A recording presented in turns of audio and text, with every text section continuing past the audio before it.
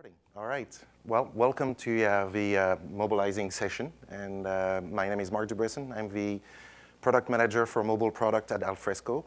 And Mike Hatfield here is our lead engineer for mobile products at Alfresco as well. It's a very tight team. We also take care of clients, basically, for Alfresco, working on desktop sync and all the exciting parts of the usage of Alfresco, the other end. So, well, the big question is about why mobilize? And I have no data from Gartner, no data from IDC. I think you guys have seen it all in terms of phones here, tablets there, PCs there. So I'm not going to really talk about that, but there is still a good question about why would you even care about mobilizing what you're already using today. Your users have perfectly good laptops, why care? So that's maybe something we're going to be talking about. Question, do we really need to take on more devices? I think, it's a personal opinion, that competition is important. I think all of you who have or will or should deploy Alfresco systems will customize it. I don't think there's two systems that are alike. And why are they customized? They're customized because you have practices that makes you more competitive than the company next door, or more efficient as a government organization, or make more money as a financial organization. So there are good reasons why you're customizing your Alfresco systems, and that's to be competitive. And all of the systems are unique. It's very much about how do you stay ahead. And I think that mobility is about extending that competitive advantage. So you may have solutions that already make you more efficient, make your salespeople more efficient, your marketing more efficient. It's about keeping that advantage and making that process, that special process, available in the right place at the right time. And that's really the nature of mobile applications. Now, there's an app for that. That's what we hear all the time. But from what I've just said, your systems are special. No one system is alike. So I think as well, and we think that mobile systems also won't be the same. And there's an app for that, may apply for some specific tasks, but you find that the critical systems that you're already using with an Alfresco backend won't have corresponding application on the store. So most large deployments, and that is factual, will involve custom applications. And I've put a reference here to the Apple website for iOS business. And it's a very educational place to go and look at healthcare, small businesses, large businesses. And you will find that in 99% of cases, those large deployments that are recounted in the Apple material actually call on custom applications. And that's something that's interesting because Apple typically will put forward the App Store or that type of ecosystem, but you'll find that most companies actually deploy with customs applications. And that's something that we want to enable. One word we always have to mention, security, obviously, and that is something that is more relevant to your companies than they are to me using Dropbox or me using Instagram and Facebook. That is not a first-class concern for most of the apps in the store. So that's something that is important. And what we're seeing at Alfresco, something we predicted actually was going to happen, is that when companies go mobile, they do so typically via an MDM vendor. Not something we necessarily like because that's yet another layer. I mean, there is the Apple and Android layer of system we're dependent on, and now we're adding another layer of MDM, but it makes sense. If you're going to deploy 1,000 devices, you're not going to do it on your own. It's something that you need to manage. And so very recently, we've seen a large increase in inquiries for mobility, which is something we really like, and most of them are MDM driven, so Mobile Iron, Good Technology, AirWatch. So we'll spend some time with Mike talking a bit more about that. So already a lot of excellent projects going on at Alfresco. Some of them have been going on for a long time. For example, Denver City, a project from Zia, something that has been around for 2 or 3 years. I mean, nobody's waited for us to develop an SDK to get going, and there are a lot of really good connection in Alfresco already to run some project. But there are some very critical applications that can be run with Alfresco and mobility, and I'll talk a little bit more about some of them. And that's actually what I would like to cover. I'd like to tell you about the different ways Alfresco can be mobilized, or the different ways Alfresco can help you mobilize current systems and documents and content. We'll talk about security and MDM options as well. So there are actually 6 ways that I counted. There may be more, but 6 ways that I counted that you can mobilize Alfresco systems. And I'll cover them in a little bit more details. So the one that we all talk about, because when we get a mobile device, the first thing we do is go to the Apple App Store or the Google Play Store and download applications. So those are, for a large majority, native applications, so developed with Objective-C on the iOS platform or with Java on Android. And we have created our own versions of Alfresco Mobile for iOS and Android built natively. To us, it was important. There is certainly a big debate that maybe one day we should have here in terms of should you go native, should you go HTML, et cetera. But to us, we were able to deliver great performance and a great UI and a great experience. And what I think those are our showcase applications. So it's like, what can you do with Alfresco on a mobile device? They're fairly complete applications. They do certainly a lot more than what most users will want to do. And they're maintained by Alfresco, and more importantly, they're open source. And they tie up into the SDK, which I will talk about. And we evolve them basically as native applications. We ourselves try to apply the principles that Google and Apple lay out for best-of-breed applications. And I consider them good examples of what can be done. And they're open source and modifiable. It's a great starting point for a company that wants to do native applications connecting into Alfresco, but don't want to start from the ground up. So we have both, obviously, Apple and Android applications. Now, as I say, they're open sourced. So what we do in the application is a selection of browsing documents, workflow, activities, basically certainly a lot more than what you would want to do for a specific process that you may elect to mobilize. So you can take that application and, for example, keep the most important part, accessing documents. So, you know, the way you connect to an account and browse sites, that may be the only thing that is relevant to you, and after that you may want to do something different, like just capture, for example. So you can modify them. In this case, some companies have done this. For example, Eurostar has a requirement to provide documentation to their drivers. So there's, on every train, there are about 10 people that need to have read specific documentation, and it's a regulation. So our app, as it comes from the store, gives you access to the documentation, but does not tell you if someone has read the document, understood the document.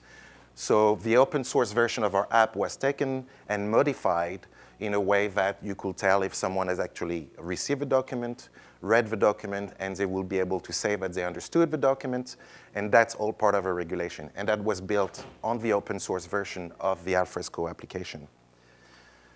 This is an example that I like because it's a company that we've never talked to, and I've been trying to talk to them for 2 years, and I don't know where they are, how to contact them, and I've tried multiple ways. But they took the open source application and modified it for their own purpose. And their purpose was to provide content to their marketing people on the ground. Now, interestingly, at the time they picked up our open source application, we were not doing sync because we were taking our time trying to do certain things right. They put sync in there themselves. And it may be brute force sync, but it worked for their purpose. So it's possible to add even features, not only remove them, but add features to the application and modify them. Another app that was built on top of the Alfresco app as open source is Ad Novum. This morning at the customer panel, we're hearing about board meetings and how you provide documents to board members on iPads. And this is an application that was built to do just that. Again, a very specific application that really doesn't need all of the features of the application you can get from the store from us. So it was modified, and the UI is very different from the one we provide. It requires skills, but basically building on top of that base, you can create a total customized application. And the way we license this as well is free. Free to use, free to distribute, free to reuse, free to resell as well. So that's a model that can be adopted, and that's what this is all about.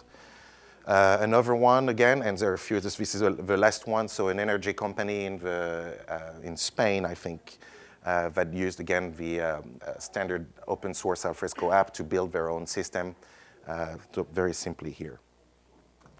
So all of our apps are built now on the Alfresco SDK, and that's basically our core platform. So when you go to the store and download the application, it's been built with the same SDK that you can download from GitHub, right? And build your own application on. So it's a choice. If you have an advanced mobile development team, the SDK may be the good starting point, and they can build the entire UI themselves and do a 100% customized job. The SDK as well can be used in parts. For example, just the part that connects to an Alfresco repository. And the SDK can be associated with other SDKs. So in this example, a partner called Anasoft assembled our SDK, the Samsung S Pen SDK, and the SoftPro Signature SDK together to create a digital signature solution for CTLM BNP in Europe. That solution is very simple. It accesses a document, allows you to sign it, puts it back in the repository. Definitely a lot less features than we see in our shipping app in the store, but just using here the core component from the SDK, building an application. More complex, another partner, Ineat Conseil, built an application using the SDK from the ground up. You won't recognize the UI here. Entirely built on the Alfresco SDK, and this is more oriented around collaboration, so how people work together around documents. Something that we care about, you know, we put activities, etc., but they've pushed it a lot further and developed a really nice UI around that concept.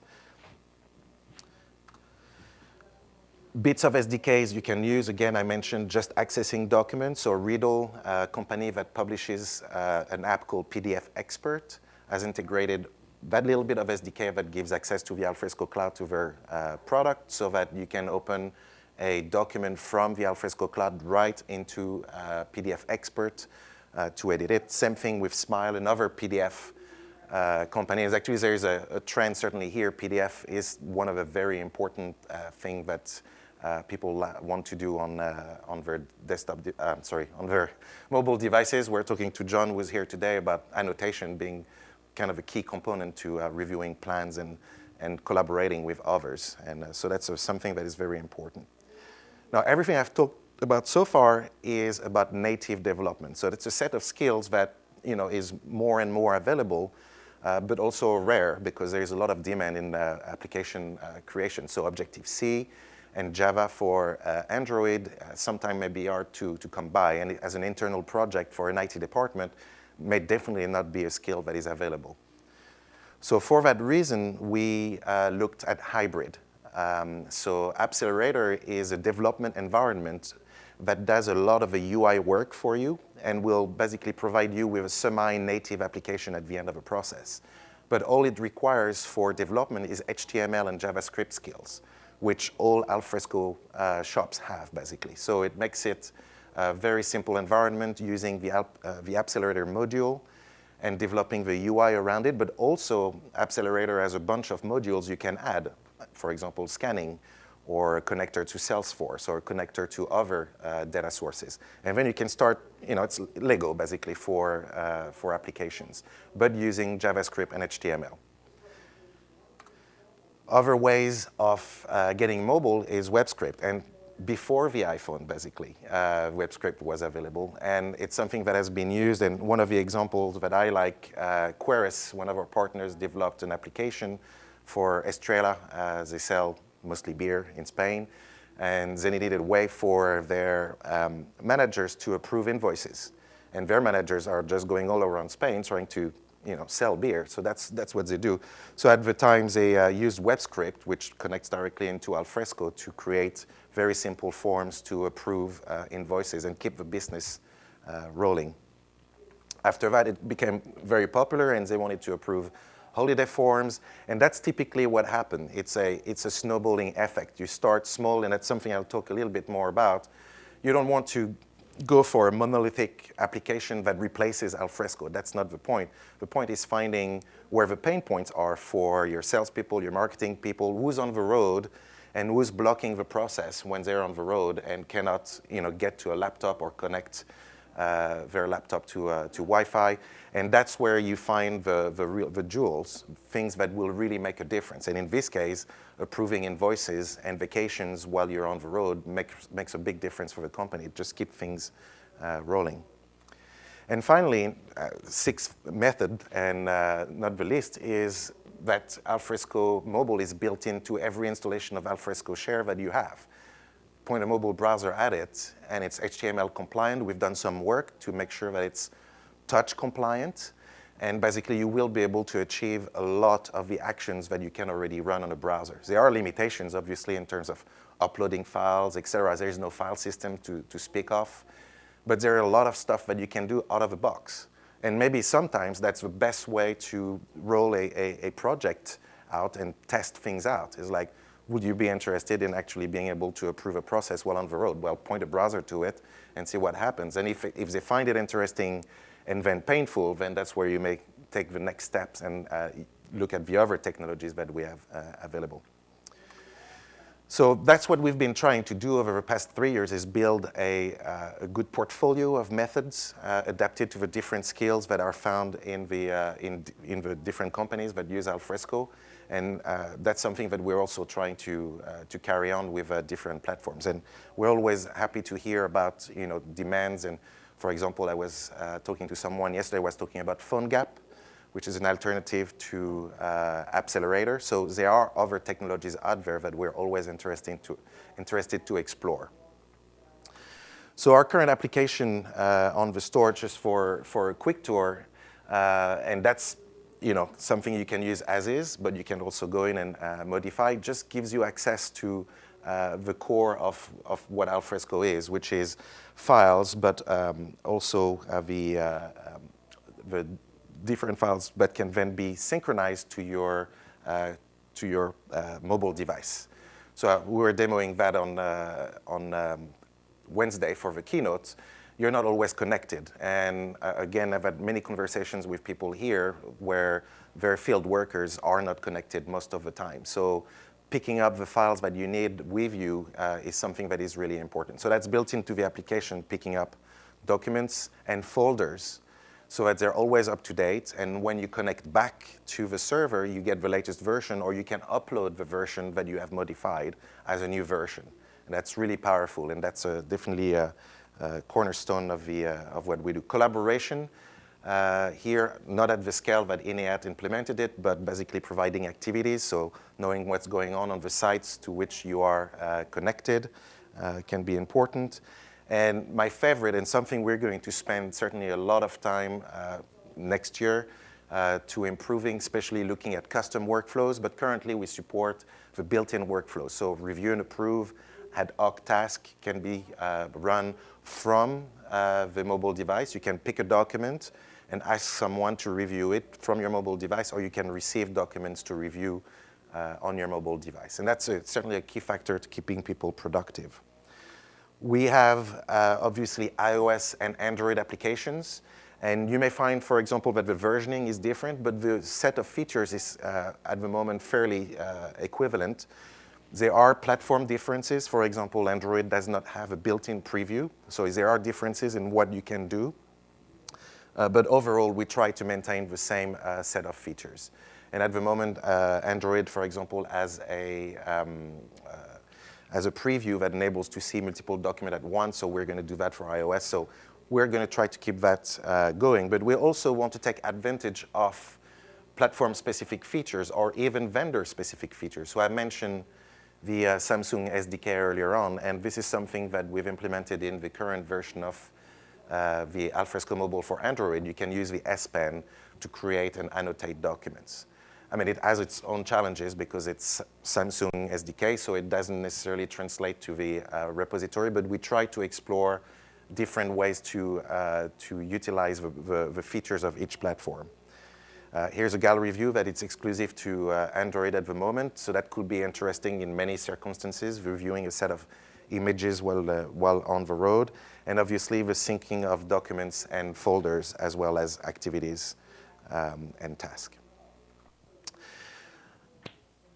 So I think this is where I'm going to hand off to you, Mike, and we're going to talk about security, and that is obviously a major concern when you're going with your... Mike. Thanks, Marc. Can you hear me okay with this microphone? So I'm going to talk a little bit about mobile device management and what it is and why it's important, and then talk a little bit about a couple of the vendors that we've been working with at Alfresco. The first quick security overview, and this is probably old news to some of you, but it's worth just sort of going over the basics. Phone locks today, you tend to have a few different options depending on the platform. There's the 4-digit PIN. On Android, you have a swipe pattern. You can have a more complex password, or more recently, obviously, we've got the fingerprint scanners. These are all okay as security measures, and it's stuff that if you're rolling out devices, you definitely encourage your users to have. But they come with their problems. I mean, all devices can be rooted if we're talking about Android, or jailbroken if you're talking about iOS. And the secure enclaves where passwords and usernames are stored can be pulled off onto desktop machines where they can then be brute forced and people can get into your application. So it's not a completely secure environment, even though it may look at it on the surface.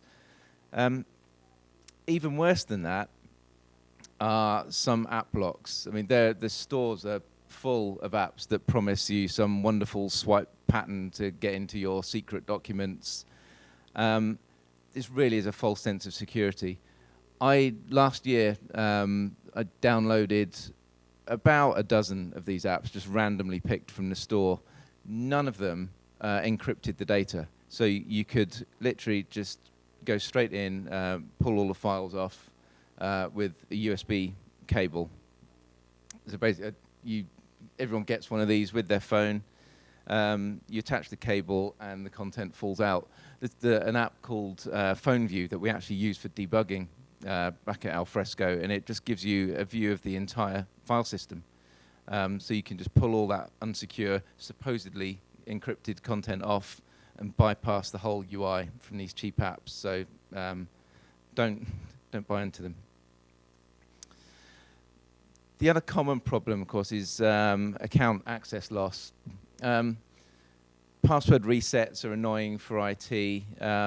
More recently, of course, we have two-factor authentication, which is built on the fact that there's something you know and something you have. Now, if you lose the something you have, that also causes problems. It's very often that someone will, go on a trip and you might leave your iPad in an airplane seat or something, and you do that with a phone that was the thing you have for your two-factor authentication. Often it's quite difficult to get back to where you have control of those accounts again, and your IT department aren't going to be happy about that. So what is MDM? Well, MDM stands for Mobile Device Management, and it basically performs these tasks. It's data control and data protection. So it says what you can access from your device, and it makes sure when you do access it, it's an authenticated person only can access it. It reduces support costs because you're not constantly phoning up IT and saying, oh, I accidentally put our sales proposal in Dropbox and I accidentally shared it. And therefore it reduces business risks as well. And it gives your IT departments central control over all these devices and enables people to bring their own device, which is happening a lot in the enterprise these days. The danger being someone will come, they're inside your firewall, they've installed Dropbox, because it's really simple to just put all the documents there and they've got them on all their devices. IT departments hate Dropbox, they hate Box. You need a better story in order to roll out devices in enterprise. So this is a problem that was seen by a number of MDM vendors, and these are just some of the ones that we've been working with. So there's Good Technologies, Symantec, obviously we know from the Windows antivirus days, Citrix, and Mobile Iron.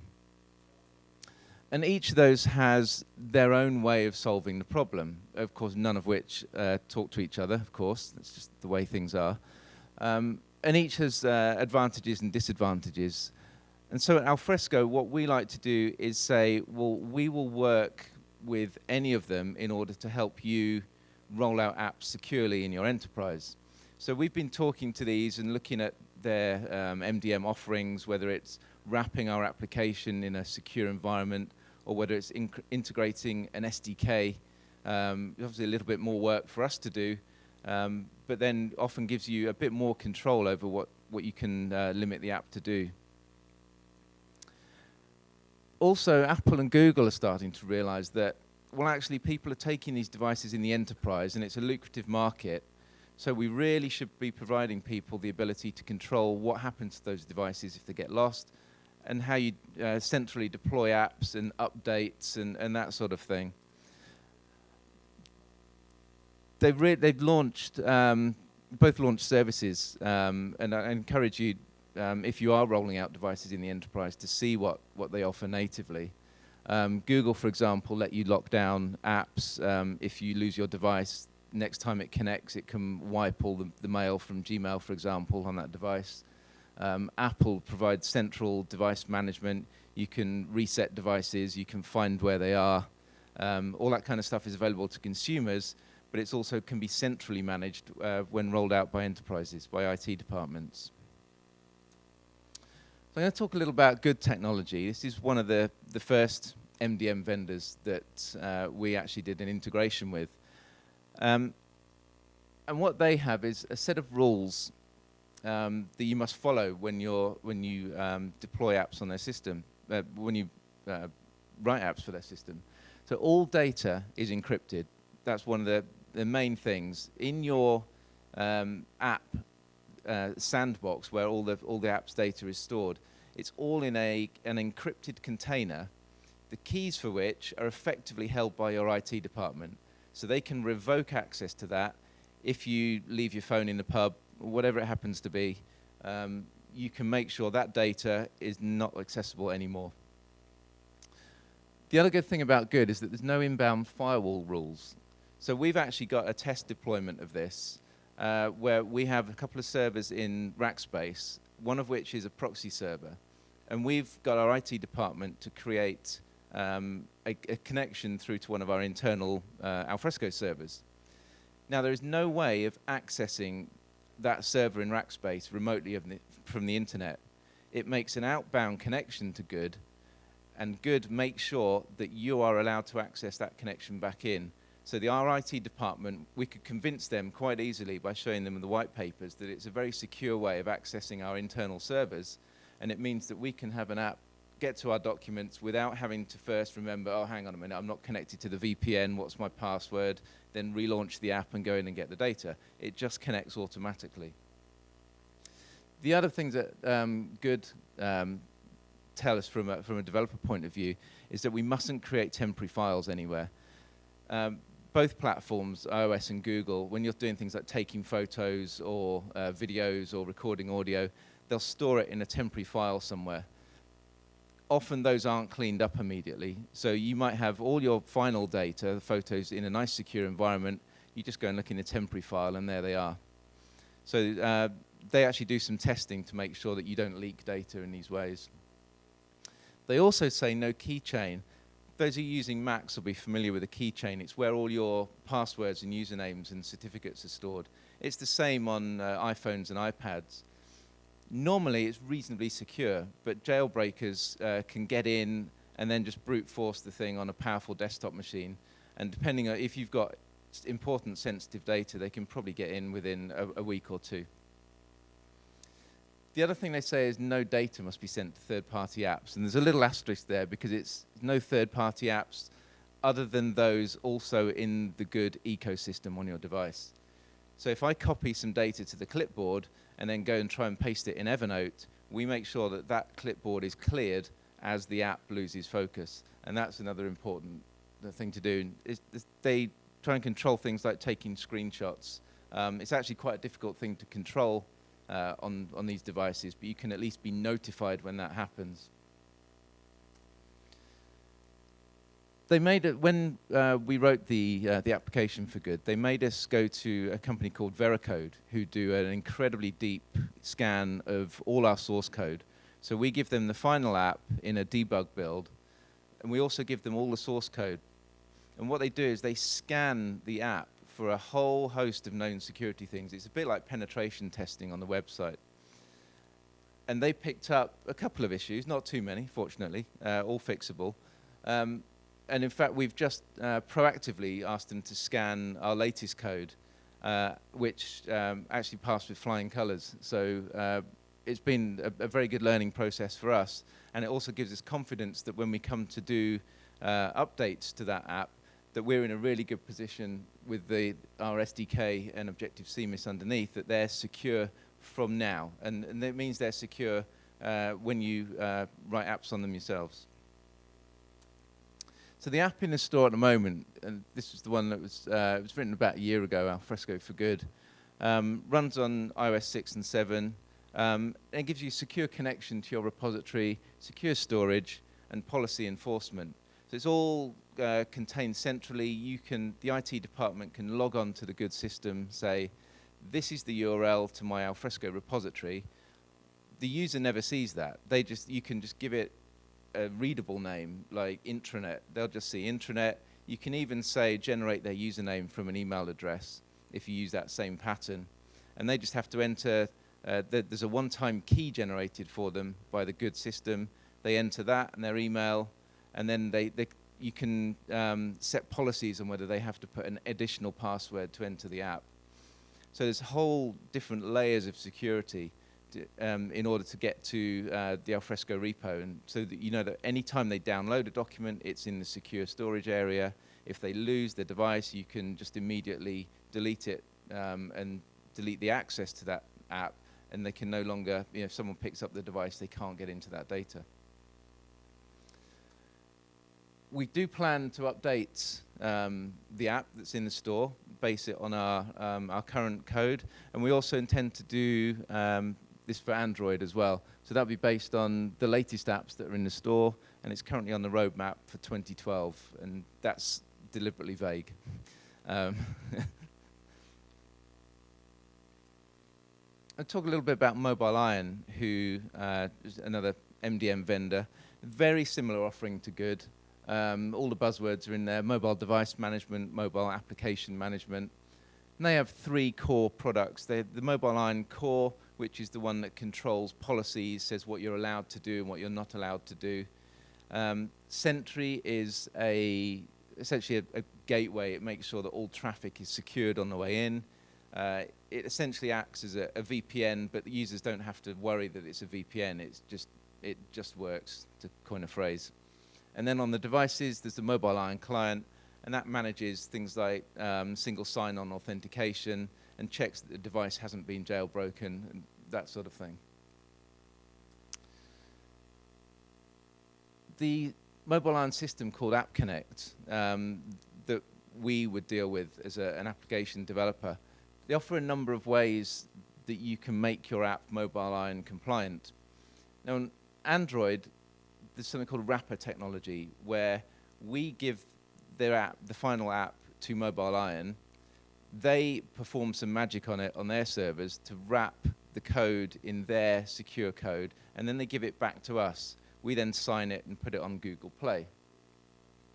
On iOS, it's a slightly different story. There's two distribution mechanisms for iOS apps. There's enterprise distribution, which is effectively a private app store, or there's the app store that we all know and love. Because the Mobile Iron wrapper code doesn't get through Apple review. Apple are very picky about which APIs you use on iOS. The way that the app's wrapped doesn't get through review. So it's fine if you're doing enterprise distribution. It's not fine if you want to put the app in the store.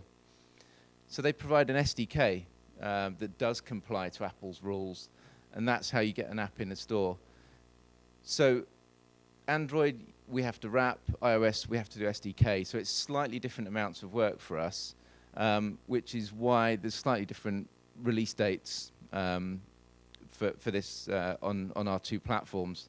So Android, based on the version 132 app, we can give partners early access to that. We're still testing. We've had a system being provisioned internally just to make sure that it works with all the mobile iron secure tunneling systems and policy enforcement. And then we're going to wrap the 141 app, which is a release about to be put into Google Play, and that will go through a QA process and be available later this year. For iOS, as I said, because we have to integrate with their SDK, it's a bit more work, so we're looking at end of the year, early next year for that. So that's it from me. I'm going to hand back quickly to Marc, who's going to wrap up, and then we'll take any questions. Thank you. All right, thank you very much, Mike. Right, well, so, we've looked at different tools and security, which is a big factor, obviously, as soon as you're letting data out of your company or accessible from outside the firewall, the walled garden. But I think the important thing and the different steps that you can take for going mobile is first to think about all the different competitive advantages that you've built with existing Alfresco system. Why did you build them? Why did you customize them? And what are you gaining from them? And that, a salesperson that can process a quote in 2 hours versus 2 days is already a big difference that you may already be benefiting from the system. So looking at all of the different things you can do, and I'm pretty sure if you're in IT, you have people knocking at your door saying, can we do this, can we do that? So there's a big panoply, a big catalog of things that you could do. So big dreams for mobile, but I think the important thing is to do it in small increments. I mean, it's a brand new technology. We've been at it for only 3 years, we could say. And the same thing can be said of deploying it in a large enterprise. I think it's picking one project, one good idea, something that will really make a difference and make the proof and start from there. And I think our technology, the 6 ways we have to develop application is really well adapted. If you use something in the SDK or take our open source app and remove all the bits you don't need, that's a great starting point as a small application. And then you can add bits to it as you go along and develop slowly and carefully. And we're learning as we go as well, looking at the different MDM process here, for example. Picking the right tools, I think that's certainly going to depend on the skills that are available. The cost of going outside to outsource a native application can be quite high. And we've tested some of those. It's not guaranteed to be of good quality as well. So it's a pretty difficult thing to gauge. So that's where maybe using HTML and using Accelerator to start to test, using HTML skills and JavaScript is a good idea to try that little project with the resources available. What I would advise, and I came from Apple to Enterprise and Alfresco, and one thing that I've taken with me is making choices for users. It's not always popular, especially if you have advanced users. So maybe you have to pick your target. But we've been making fun of salespeople in the keynote quite a lot. For example, those people just want to get selling. There's a lot of choices you can make for them in mobile applications in terms of removing buttons, removing options, to just get the job done. When it gets down to 2 buttons, yes and no, then maybe you get a better adoption. And that's a principle, I think, of mobile application that you see in the consumer applications that you're using. And it's a good principle to follow.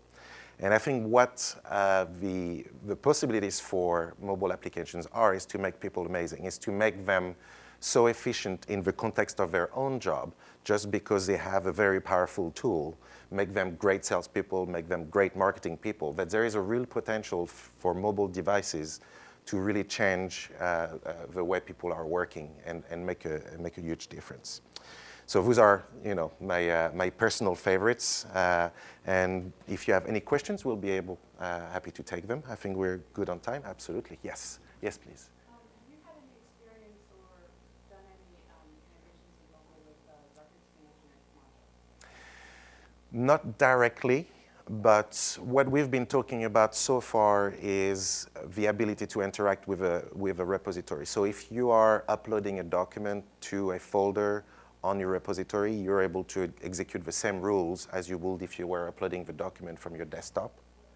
There is that. Are you talking more about declaring records and more proactive records management? Yeah, I think all, all of the above in terms of just wanting to know if anybody's done it yet. No, that is nothing that we've come across. But I think there is, before you go into records management, I think you're going to start dealing with a lot of security, certainly, if we're looking at regulated documentation and things like that. It's possible. I think the interaction with records management is certainly possible. Not something that is on our roadmap, I think, at this stage. But again, through all what I've been saying, we're encouraging people to come forward and modify the systems to adapt them. I'm not sure what APIs are available in records management and if that's a simple task, but it's something certainly we'll come across to doing at some stage, but not on our roadmap right now. Any questions? All right, well, we're here all afternoon as well. If you want to look at the mobile applications or if you have any questions about, what you guys, the type of systems you're using and, how maybe you could go mobile with those, then don't hesitate to come and talk to us. Thank you very much.